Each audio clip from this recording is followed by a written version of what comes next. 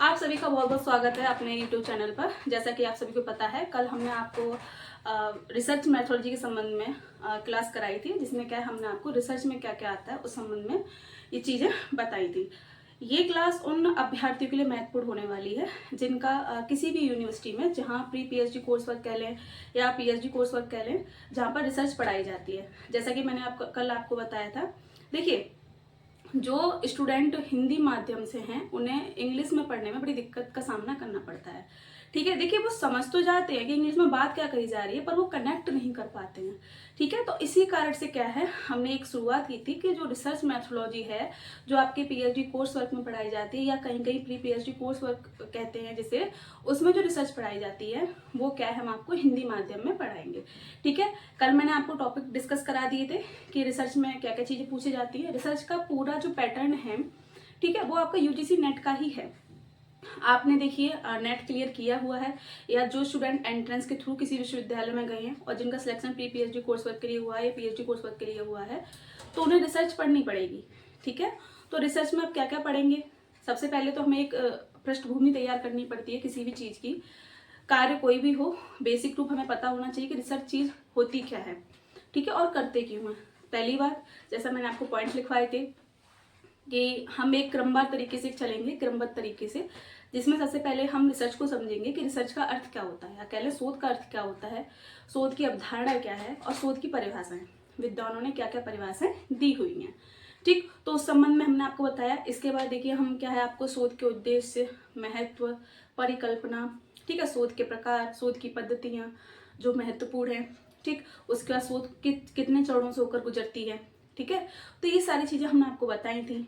तो अब जो हम स्टार्टिंग करने जा रहे हैं, आज से हमारे जो लेक्चर स्टार्ट होने जा रहा है वो क्या है,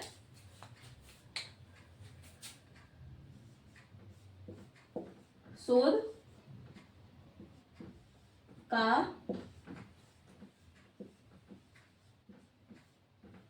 अर्थ एवं स्वरूप।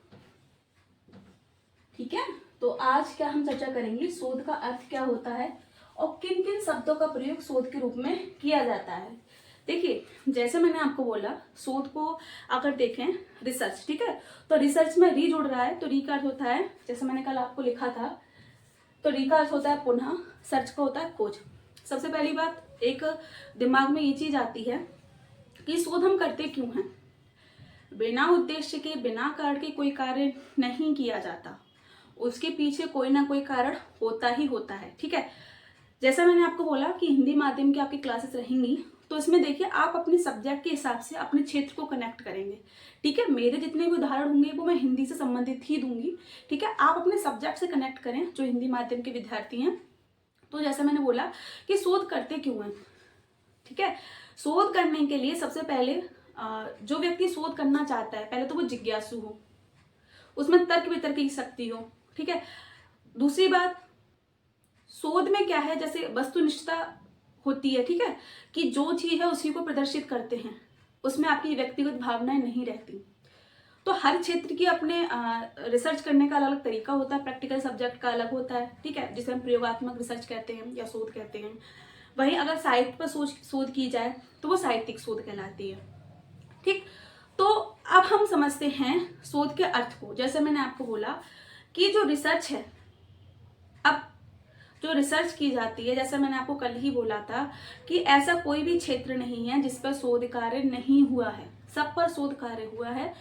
और देखिए, हम शोध करते क्यों हैं, जब हम साहित्य को पढ़ते हैं, जब समाज में हम समस्याएं देखते हैं, तो हमारे मन में ये चीजें आती हैं कि ये समस्या उत्पन्न किस कारण से हो रही है ना, कि इसके कारण क्या है और इसके समाज पर क्या प्रभाव पड़ रहा है।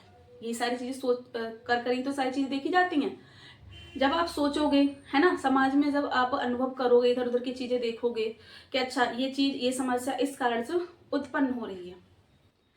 ठीक है, तो तब क्या कहते हैं कि हमें ऐसे कैसे इस समस्या को दूर करना है, तब शोध की जाती है। ठीक, तो एक चीज आप ध्यान रखेंगे कि शोध को कई नामों से जाना जाता है। सबसे पहले हम उन शब्दों को देख लें जो शोध के लिए प्रयुक्त होते हैं। पहला तो रिसर्च ही हो गया, पहला क्या है, रिसर्च। ठीक है, जिसका मैंने बोला था पुनः खोज, पुनः खोज, किसी चीज को तलाशना, ठीक है, किसी चीज की जो समस्या है, जो कारण है, जो बिंदु है महत्वपूर्ण, उनको खोजना, ठीक। तो ये हो गई रिसर्च, इसे कहते हैं पुनः खोज। अब देखिए शोध में जो हमारा एक शब्द और यूज होता है उसको भी देख लें, अन्वेषण। आप सुनते हो अन्वेषण, तो अन्वेषण क्या होता है? अन्वेषण का भी प्रयोग क्या है? शोध में किया जाता है। अन्वेषण का अगर हम अर्थ देखें, क्या होता है इसका अर्थ? ढूंढना, यानी कि किसी चीज को ढूंढना। देखिए जब आप किसी कार्य में रिसर्च करते हो किसी क्षेत्र में, तो आप सबसे पहले क्या, जो उस पर रिसर्च हो चुकी होती हैं उनको पढ़ते हो, है ना, कि कैसे इस पर कार्य हुआ है, क्या इनकी रिसर्च में कमियां रही हैं, तो उन कमियों को आप ढूंढते हो। फिर उसके बाद क्या है, आपकी जो विचारधारा बनती है कि इन्होंने इस भाग में ये कार्य नहीं किया है, तो मैं क्या इस कार्य को करूंगी। तो आप जब वो कार्य करते हो तो उससे संबंध में क्या है, आप किताबें पढ़ते हो, चीजों को ढूंढते हो, है ना। तो अन्वेषण का अर्थ होता है ढूंढना, जांच पड़ताल करना, जैसे मैंने बोला जांच पड़ताल करते हैं, ठीक है। और क्या है? खोजना। तो अन्वेषण का भी अर्थ क्या है? जांच पड़ताल करना, ढूंढना, खोजना, ठीक है। देखिए ये जो शब्द हैं ये आपके शोध के पर्यायवाची शब्द हैं, ध्यान रखेंगे। अगर आपका एग्जाम रिटन होता है और उसमें जो आपके क्वेश्चन बनते हैं, थ्योरी में पेपर होता है, अगर आपसे पूछ लिया जाए कि अनुसंधान से आप क्या समझते हैं, अनुसंधान शब्द के विषय में भी अभी आपको बताएंगे, शोध से आप क्या समझते हैं, ठीक है, शोध की अवधारणा को स्पष्ट कीजिए। आपको देखिए प्रश्न तो सरल होते हैं, है ना, लेकिन हमारे पास शब्दों का भी तो होना आवश्यक है ना, कि हम क्या सोच रहे हैं, हमारी क्या विचारधारा है। देखिए एक चीज आप यहाँ ध्यान रखेंगे, हम आपको एक लेक्चर के माध्यम से समझा रहे हैं, ठीक है। अब आप हमसे क्या सीखते हो वो नोट आप खुद करेंगे, ठीक। आपको नोट यहाँ पर नहीं दे पाएंगे, क्यों? क्योंकि बोर्ड पर ही हम आपको पढ़ा रहे हैं, तो आपको क्या है, चीजें समझनी है, फिर उसी के अकॉर्डिंग क्या है आपको लिख लेना है। क्योंकि एग्जाम में क्या है, आपके शब्द होंगे, है ना, आप किस भाषा में उनको लिखते हो, किस सहजता से लिखते हो, वो सब क्या है आप पर निर्भर करेगा, ठीक है। बस यहाँ पर क्या है आपको चीजें समझाई जाएंगी ताकि क्या आपको टॉपिक क्लियर हो जाए। अभी मैं आपको शोध की जो बेसिक चीजें हैं, या फिर कह लें शोध की जो पृष्ठभूमि है वो समझा रही हूँ। बाद में जैसे जैसे स्तर बढ़ेगा, फिर आपको कैसे सब्जेक्ट का या फिर कह लें किस कैसे शीर्षक का चयन करना है शोध का, तो उस बहुत सारी चीजें क्या है आपको आगे देखने को मिलेंगी। सबसे पहले क्या है, शुरुआत कर लेते हैं ये शोध क्या है। इसीलिए क्या है मैं आपको जीरो से स्टार्ट कर रही हूँ, ठीक है, ताकि आपके दिमाग में एक छवि बन जाए कि शोध है क्या। सबसे पहली बात, जैसे मैंने अभी यहाँ तक आपको बताया कि शोध वही व्यक्ति कर सकता है जिसके अंदर जिज्ञासा है, जानने की इच्छा है, ठीक है। अब जो व्यक्ति कुछ जानना ही नहीं चाहता, कुछ पढ़ना ही नहीं चाहता, जिसके अंदर जागरूकता ही नहीं, क्या वो कोई कार्य कर लेगा? नहीं कर पाएगा। तो सबसे महत्वपूर्ण शोध में यही होती है कि आपकी प्रवृत्ति जिज्ञासु होनी चाहिए, है ना, कुछ नया करने की अभिलाषा आप लोगों में होनी चाहिए। और शोध की भी यही मांग रहती है, तर्क वितर्क करना। आपकी चिंतन शक्ति कितनी है, जितना गहन आप अध्ययन कर लेंगे उतनी अच्छी आपकी रिसर्च होगी, है ना। जितना आप अध्ययन कर लेंगे, जितना आप अभ्यास करेंगे, उतनी ही अच्छी क्या है आप शोध करेंगे। देखिए जब आप कई लोगों को पढ़ते हो, कई रिसर्च पेपर पढ़ते हो, ठीक है, समाचार पत्र पढ़ते हो, फिर आप देखते हो कि क्या चीजें छूट रही हैं, है ना, या फिर ये चीजें जो समाज में घटित हो रही हैं वो दिखाई नहीं जा रही हैं, तो आप उन्हें दिखा सकते हो, ठीक है। तो ये सारी चीजें, तो जैसे मैंने बताया कि शोध को रिसर्च भी कहते हैं, अन्वेषण भी कहते हैं। भाई एक और शब्द प्रयुक्त होता है शोध के लिए, गवेषणा। गवेषणा, देखिए गवेषणा का अर्थ भी क्या होता है? खोजना। गवेषणा का अर्थ क्या होता है? खोजना। अब इसकी हम पृष्ठभूमि समझें कि गवेषणा से तात्पर्य क्या है। देखिए वैदिक टाइम पीरियड जब चल रहा था तो उस समय देखिए गायों का पालन हुआ करता था, हालांकि अब भी हो रहा है। तो उस समय जब जंगल, ऐसा लिखा गया है, वही मैं आपको बता रही हूँ, वो गवेषणा शब्द की उत्पत्ति कैसे हुई और फिर ये शब्द आपके रिसर्च में कैसे बदल गया, समझेंगे बात को। तो ऐसा कहा जाता है कि उस समय जो गायें हुआ करती थी तो वो जंगलों में चली जाया करती थी, तो वो जो उनके पालने वाले थे वो ढूंढा करते थे, है ना। फिर धीमे धीमे क्या है, कहते हैं ना, जैसे जैसे साहित्य बदलता है या फिर कह लें जैसे समाज बदलता है, सभ्यता बदलती है, तो साहित्य में भी चेंज आता है। ठीक है, जहां गवेषणा शब्द का प्रयोग गाय को पालने वाले के समूह के लिए लिया जाता था, कालांतर में क्या है, जैसे ही सभ्यता चेंज हुई, भाषा चेंज हुई, इनके अर्थ का भी चेंज हुआ। ठीक है, तो गवेषणा का अर्थ होता है खोजने वाला। ठीक है, खोजना, साहित्यिक खोज करना। ठीक है, तो खोज चाहे कैसी भी हो, चाहे आप पुरातन खोज ले लीजिए, पुरातत्व को खोजना, शिलालेख को खोजना, है ना, तो ये शब्द क्या है, फिर खोजने में आने लगा। और गा शब्द यानी कि जो गौ शब्द है उसका उच्चारण समाप्त हो गया। गवेषणा ऐसे तो बोलेंगे, लेकिन अर्थ में जो गौ आ रहा है ना, गौ मीन्स गाय पहले समय में, लेकिन जैसे कालांतर में परिवर्तन होता गया तो फिर ये शब्द क्या रह गया, सिर्फ खोजने तक सीमित रह गया। तो खोजना क्या, जैसे आप लाइब्रेरी में जाते हो, ठीक है, अब आपकी परीक्षाएं आने वाली हैं, या फिर आप सिनॉप्सिस लिखोगे, तो आप पुस्तकें खरीदते हो ना, खरीदते हो, या फिर आप लाइब्रेरी में खोजते हो, तो खोज ही तो कर रहे हो ना। तो ये सारी चीजें आपके किसके अंतर्गत आ जाएंगे, गवेषणा के अंतर्गत, खोज करना। ठीक, दूसरा जो है शोध से संबंध में, वो है समीक्षा। देखिए, समीक्षा, समीक्षा, अब समीक्षा से क्या तात्पर्य है, जब शोध की जाती है, जैसे मैंने बोला, आप काफी विद्वानों की पुस्तकों को पढ़ेंगे। ठीक है, आपका जो शीर्षक है उस संबंध में आप पढ़ेंगे। ठीक, तो आप देखिए, आपको ऐसी कई रचनाएं भी मिलती हैं, जैसे कि बिहारी की रचना तो हो गई बिहारी सतसई, ठीक है, पर उन पर कई सारी टीकाएं लिखी गई। टीकाओं से तात्पर्य क्या होता है, किसी एक कवि की कोई रचना ले लें, या फिर एक लेखक की कोई रचना, उस पर कोई दूसरा विद्वान रचना प्रस्तुत करे कि इस पुस्तक में क्या कमी रही और क्या इस पुस्तक की खूबी रही, तो वो समीक्षा के दायरे में आ जाती है। जैसे आप जब साहित्य समीक्षा करोगे, ये आपके शोध का ही विषय है, इसीलिए मैं आपको एक बार शब्दों को क्लियर करके बता रही हूँ समीक्षा क्या होती है। आपने टॉपिक चूज कर लिया, अब आपको उस पर साहित्य समीक्षा करनी है। ठीक है, तो साहित्य समीक्षा कैसे करेंगे, आपको वो चीज पूरी पढ़नी पड़ेगी, आपका शीर्षक निर्धारित करेगा ना। यदि आप किसानों के संबंध में कोई शीर्षक उठाते हो, यदि आप बाल विमर्श पे कोई टॉपिक उठाते हो, तो आप क्या उसी आधार पर क्या है उसकी समीक्षा करेंगे कि मैंने इस उपन्यास या कहानी में, या फिर ये जो मैंने शीर्षक लिया है, मैंने ये पढ़ा, इनकी पुस्तक से पढ़ा, तो मुझे इसमें क्या चीज अच्छी लगी। ठीक है, और इन्होंने कौन से बिंदुओं को दिखाया है और कौन से बिंदुओं की कमी रही। और यहाँ पर देखिए आपको एक और शब्द देखने को मिलेगा, आलोचना। देखिए, कुछ लोग आलोचना से तात्पर्य क्या है इसलिए निकाल देते हैं कि आलोचना का तात्पर्य, कुछ लोग ये मानते हैं कि सिर्फ हम कमियों को दिखाते हैं, नहीं। लेकिन देखिए, आलोचना में दो पक्ष होते हैं, एक तो होता है क्या है, सकारात्मक पक्ष। इसमें क्या है, जो अच्छाइयां हैं, जो विशेषताएं हैं किसी कवि की लेखन की या फिर किसी साहित्य की, ठीक है, आप अपने सब्जेक्ट से कनेक्ट करेंगे। जैसा मैंने आपको पहले बताया, मेरे ज्यादातर उदाहरण हिंदी से ही मिलेंगे आपको, लेकिन आप कनेक्ट करेंगे। तो जो आलोचना, जैसे आपके भी विषय में कई विद्वान रहे होंगे जिन्होंने अपने अपने मत को प्रस्तुत किया होगा, और कई ऐसे विद्वान भी रहे होंगे जो, देखिए एक चीज तो है, कोई भी मत निकलता है उसकी प्रशंसा भी होती है, ठीक है, और उसकी भर्त्सना भी होती है। ठीक है, कोई आपकी अच्छाई नहीं कर सकता, ठीक है, आपको बुराई का भी सामना करना पड़ेगा। या फिर कभी कभी देखिए कमियां रह जाती हैं, तो कोई उनसे अच्छा विद्वान आता है तो वो उन कमियों को सुधारता है। ठीक, तो सकारात्मक पक्ष तो ये है कि जो अच्छाई होती है उस रचना की, वो दिखाई जाती हैं। आलोचना का दूसरा पक्ष है नकारात्मक।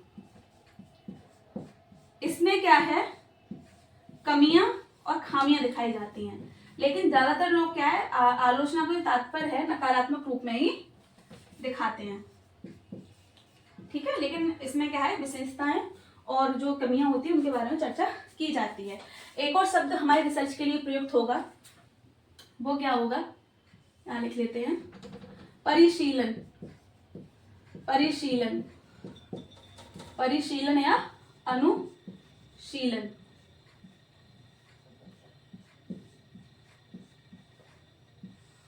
अब परिशीलन और अनुशीलन से आप क्या समझते हैं, जैसे मैंने बोला आपको रिसर्च करनी है तो आपको चिंतन मनन करना पड़ेगा। तो परिशीलन और अनुशीलन का तात्पर्य होता है अभ्यास,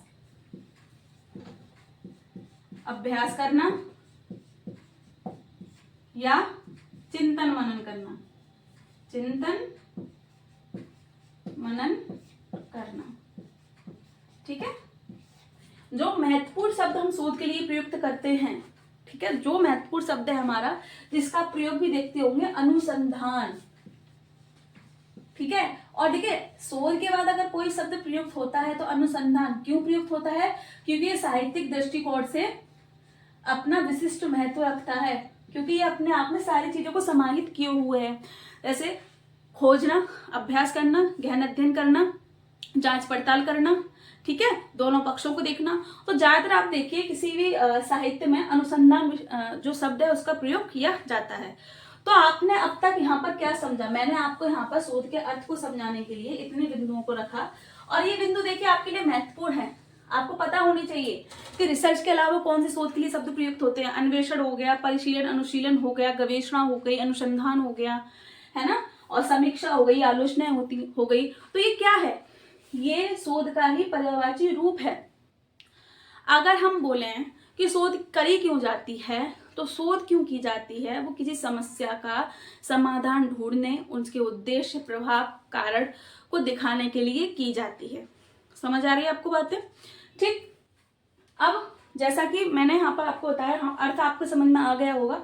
अगर हम अवधारणाओं को देखें, अब इसकी अवधारणा क्या है जो आपने अब तक समझी, मैंने आपको यहाँ पर इसके जो पर्यायवाची शब्द थे, रिसर्च जैसे पुनः खोज, गवेषणा, समीक्षा, अन्वेषण, अनुसंधान, इस विषय में बताया। ठीक है, अब आपके मन में क्या थ्योरी बनी या आपने क्या सोचा, आपकी क्या विचारधारा बनी, अब वो आप लोगों को बतानी है कि आपकी क्या विचारधारा बनी। तो शोध सबसे पहले तो यही, किसी समस्या का गहन अध्ययन करना, ठीक है, जांच पड़ताल करना, तथ्यों को एकत्रित करना, और सबसे महत्वपूर्ण वैज्ञानिक तरीके से हर चरण को पार करना। ठीक है, जब आप रिसर्च करोगे तो ऐसा तो है नहीं कि आप सिनॉप्सिस लिखोगे नहीं डायरेक्ट, क्या है आप जाकर शोध प्रबंध ही लिख दोगे, ऐसा तो होगा नहीं। आपको सारी चीजें पढ़नी पड़ेंगी, उसके बाद आपको ऑब्जर्व करना पड़ेगा क्या चीजें ठीक है, क्या चीजें गलत हैं। ठीक है, देखिए जब हम कोई कार्य की शुरुआत करने जाते हैं तो सबसे पहला तो यही है कि हमें पूर्व जो हमारा अनुमान रहता है उससे मुक्त होना चाहिए।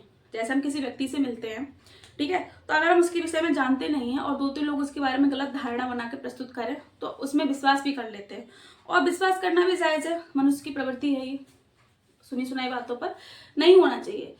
कनेक्ट करेंगे रिसर्च से, जैसा कि कहा जाता है कि मैंने क्या बोला, हर चीज पर काम हो चुका है।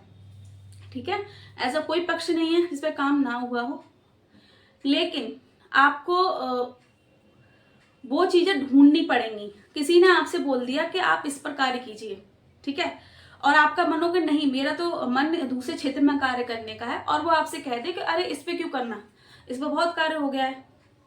ठीक है, तो सबसे पहले देखिए इसका डाटा कलेक्ट कीजिए, कितना कार्य हुआ है, आपको भी तो पता चले, है ना, आपको भी तो पता चले कितना कार्य हो गया है। तो रिसर्च जो की जाती है वो विवेक के द्वारा की जाती है। विवेक से तात्पर्य क्या, मानसिक क्षमता के अनुसार कि आप कितनी चीजों को सीख रहे हो और क्या सीख रहे हो। चीजें गलत भी होती हैं, सही भी, सकारात्मक आप कितना ग्रहण कर रहे हो, नकारात्मक कितना ग्रहण कर रहे हो, ये आपके ऊपर निर्भर करेगा। तो सोच से तात्पर्य क्या है, किसी समस्या, पहले तो समस्या को चयनित करते हैं, किसी समस्या के जो कारण होते हैं उनके समाधान को प्रस्तुत करना, इसीलिए शोध की जाती है। शोध की क्यों जाती है, इसीलिए तो की जाती है। लेकिन अगर हम अवधारणा के रूप में देखेंगे क्यों, तो क्या है, तथ्यों को एकत्रित करना, जो समस्या है पहले तो उसका चयन करना, तथ्यों का एकत्रीकरण, उसका विशिष्टीकरण करना, फिर उसका सामान्यीकरण करना। ठीक है, उद्देश्य, प्रभाव, इसके क्या प्रभाव पड़ेंगे, फिर उसके बाद क्या रिजल्ट हमारे सामने निकल के आएगा। ठीक है, तो ये सारी चीजें जो कितनी भी गतिविधि होती हैं ये आपकी शोध कहलाती है। शोध की पहली मांग तो यही है कि पद्धति आपकी वैज्ञानिक होनी चाहिए। ठीक है, वैज्ञानिक से तात्पर्य क्या है, क्रमबद्ध तरीके से हर कार्य आपका होना चाहिए। क्षेत्र चाहे आपका कोई सा भी हो, साहित्यिक क्षेत्र हो, सामाजिक क्षेत्र हो, आर्थिक क्षेत्र हो, राजनीतिक क्षेत्र हो, ठीक है, आपका कोई भी विषय हो, आपको एक सारणी बनानी पड़ेगी, एक सूची के हिसाब से कार्य करना पड़ेगा। आप जब सिनॉप्सिस दोगे, ठीक है, तो आप एक पूरा बायोडेटा बनाते हो ना कि पहला चरण मेरा ये है, पहले तो आप अपना इंट्रो दोगे, फिर उसके बाद आपका जो टॉपिक है उसके बारे में प्रस्तावना दोगे, ठीक है, और पहले इस पर कितना कार्य हो चुका है वो भी आपको दिखाना होता है। फिर आपने वो चूज क्यों किया है शीर्षक, ये पॉइंट भी तो आपको दिखाना है कि मैंने ऐसी क्या चीज पकड़ी जो इन लोगों से छूट गई थी, ठीक है, तो उसको आपने दिखाया। ठीक, उसके बाद हमें किन किन जो ग्रंथकार हैं, साहित्यकार हैं, उनकी सहायता अपने कार्य में लेनी पड़ेगी या हम लेंगे, उनका भी हमें बायोडाटा देना होता है। तो बहुत सारी चीजें होती हैं। तो जैसा कि शोध मैंने बोला कि शोध क्या है, गहन चिंतन मनन कर वैज्ञानिक तरीके से खोज करना। अब खोज वो किसी भी क्षेत्र में हो सकती है, साहित्य में भी हो सकती है और आपके समाज पर भी हो सकती है, ठीक है, या फिर आपके जो प्रैक्टिकल सब्जेक्ट हुए तो उनका अलग मेथड रहता है। तो ये सारी चीजें क्या है आप शोध के अंतर्गत पढ़ते हैं। ठीक, अगर हम बात करें कि शोध की परिभाषा की, तो देख लेते हैं कि शोध की परिभाषा क्या है। देखिए, परिभाषा से तात्पर्य क्या है, विद्वानों के देखिए अपने अलग अलग मत होते हैं, अपनी अलग विचारधारा होती है, तो उन विचारधारा को क्या है अपने शब्दों में पिरोते हैं ये लोग, ठीक है, तो वही क्या है परिभाषा बन जाती है। ठीक है, तो हम एक परिभाषा से समझते हैं कि शोध क्या है। तो सबसे पहले लिख लेते हैं कि शोध क्या है। तो ये विद्वान हुए हैं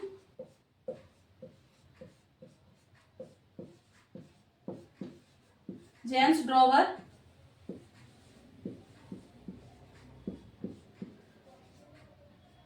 के अनुसार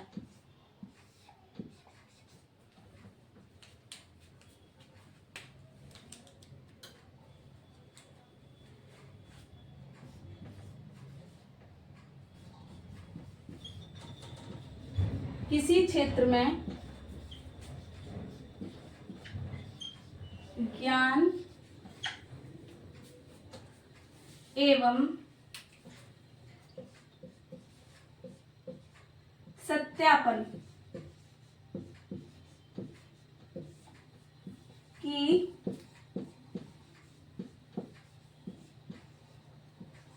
क्रमबद्ध रूप में खोज करना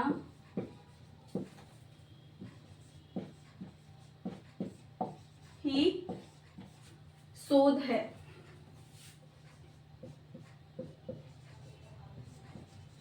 अब देखिए इनकी परिभाषा से आप क्या समझते हैं कि किसी क्षेत्र में ज्ञान, तो जैसे मैंने आपको बोला शोध की क्यों जाती है, ज्ञान के लिए, चीजों को खोजने के लिए, ठीक है, ज्ञान एवं सत्यापन, क्या जो चीजें घटित हो रही हैं, जो समस्या हमारे समाज में है, ठीक है, क्या उसकी प्रासंगिकता है और क्या ये किस सत्य पर ये आधारित है और क्या इसका रिजल्ट निकलेगा, ठीक है, सत्यापन ये क्रमबद्ध रूप में खोज करना ही शोध है। एक क्रमबद्ध तरीके से आगे बढ़ना ही क्या है, शोध कहलाता है। समझ आई आपको बात। तो यहाँ पर क्या है, हमने शोध के अर्थ को समझा। शोध का अर्थ जैसे मैंने बोला खोज करना, और शोध के अर्थ में भी हमने कई शब्दों का प्रयोग किया था, जैसे गवेषणा, ठीक है, गवेषणा का अर्थ क्या होता है, खोजना, ठीक, परिशीलन अनुशीलन का अर्थ क्या होता है, अभ्यास करना, चिंतन करना, मनन करना, ठीक है, अनुसंधान, अनुसंधान जो शब्द है वो अपने आप में साहित्यिक शब्द है, ये अपने आप में सभी गुणों को समाहित किए हुए है, इसीलिए शोध के बाद अगर कोई शब्द प्रयोग किया जाता है वो अनुसंधान किया जाता है, क्या हम इन्हें इस कार्य पर अनुसंधान करेंगे या इस कार्य पर अनुसंधान हो चुका है, ठीक है। तो यहाँ पर देखिए मैं आपको लेक्चर दे रही हूँ, नोट आपको खुद करना है कि आप क्या क्या चीज मुझसे सीख रहे हो, ठीक है, वो आपके शब्द होंगे कि आप क्या लिखते हो, क्योंकि जब थ्योरी का जो पेपर आता है उसमें आपकी तो शब्द लिखे जाते हैं, आपकी तो विचारधारा देखी जाती है ना, किताब का तो आप पूरा नहीं लिख देते, जो आप समझते हो तो वो अपनी जो सहज भाषा है उसी में तो आप लिखते हो। तो बस मैं यहाँ पर क्या है आपको टॉपिक समझाऊंगी, नोट आपको खुद बनाने हैं और आपको चीजें, मेरा जो एम है वो क्या है, कॉन्सेप्ट क्लियर करना कि शोध क्या है, खोज करना, समाज में जो समस्याएं घटित हो रही हैं। पहली बात तो यही कि बिना शीर्षक के कोई खोज हो नहीं सकती, आपके पास कोई वैलिड टॉपिक भी तो होना चाहिए, कि जैसे आपको किसी अपराध पर खोज करनी है, ठीक है, तो उसमें भी आपको अपराध की श्रेणी भी तो पता होनी चाहिए कि आप किस अपराध की श्रेणी की खोज करने वाले हैं, है ना। तो इसी तरीके से आपके पास देखिए शीर्षक का होना बहुत आवश्यक है। ये सारी चीजें हम आगे बताएंगे कि कैसे हम शीर्षक का चयन करेंगे, ठीक है, और क्या क्या एक अहर्ताएं रहती हैं शीर्षक को चयन करने में। आप एक चीज हमेशा याद रखेंगे, देखिए जैसा मैंने बोला कि एक चीज और आप ध्यान रखेंगे कि जो शोध होती है, हालांकि शोध काफ़ी हो चुकी है, लेकिन काफ़ी बार स्टूडेंट क्या करते हैं, अदर यूनिवर्सिटी में शोध हो जाती है, रिसर्च हो जाती है, तो वो उन्हीं के टॉपिक को क्या एक तरह से चुरा लेते हैं, है ना। लेकिन अब ऐसा नहीं है, सॉफ्टवेयर आ चुके हैं, आपके ने जो चोरी किया है सिनॉप्सिस तक चुरा लेते हैं, अब वो सब नहीं चलेगा। अगर आपकी पकड़ी गई तो देखिए आपकी तो जो आपको सुनाया जाएगा वो तो अलग ही है, और फिर आप पीएचडी कर ही नहीं पाओगे, है ना। तो चुराना क्यों, सब करके ही सीखते हैं। डांट पड़ जाएगी कोई दिक्कत नहीं, आप खुद से एक टॉपिक बनाइए। सुपरवाइजर आपको इसीलिए मिलते हैं ताकि क्या है, वो आपको अच्छे से पीएचडी कराएं, आपको गाइड करें, ठीक है। तो आपका जो टॉपिक रहेगा वो अपने हिसाब से आप चुनेंगे कि आपको किस क्षेत्र में रुचि है। तो आज की क्लास में हमने शोध के अर्थ को समझा, स्वरूप क्या है वो मैंने आपको बता दिया, इन सारे क्षेत्र में कैसे शोध चलती है, कनेक्ट आपके मैंने शीर्षक से ही रखा है, बस आपको अपने सब्जेक्ट के हिसाब से उसको कनेक्ट कर लेना है। परिभाषा मैंने सिर्फ एक विद्वान की बताई है, ठीक है। तो आपने यहाँ पर समझ लिया शोध क्या है। तो अगली जो क्लास होगी हमारी वो शोध के संबंध में ही चलेगी। तो मिलते हैं आपको अगली क्लास में, तब तक बने रहें अपने चैनल के साथ। बहुत बहुत धन्यवाद।